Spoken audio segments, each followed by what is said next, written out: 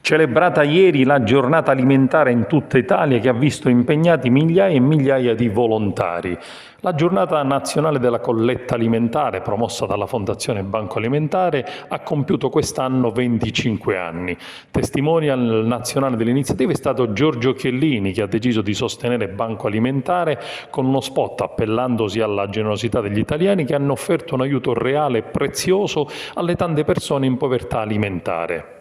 Sono stati 11.000 i supermercati aderenti all'iniziativa con 145.000 volontari distanziati e muniti di Green Pass che hanno invitato la popolazione a comprare prodotti a lunga conservazione da omogenizzati alla frutta, tonno, carne scatola, olio, legumi e pelati.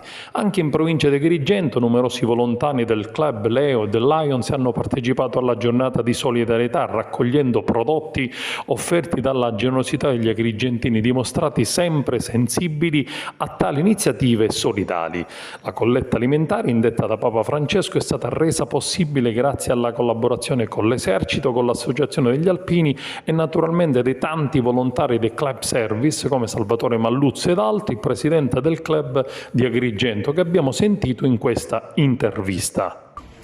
Anche quest'anno il Leo Club Agrigento-Oste insieme al Lions Club Agrigento-Oste partecipa alla 25esima giornata della colletta alimentare, un modo per testimoniare ancora una volta la vicinanza di queste due associazioni nei confronti delle problematiche da parte appunto di quelle che sono dei cittadini, quindi la mancanza di anche beni di prima necessità, la vicinanza ai soggetti indigenti. Motivo per cui ringrazio il Lions Club Agrigento-Oste per aver collaborato, Paolo per appunto essersi fatto promotore di questa iniziativa come responsabile Area Fame.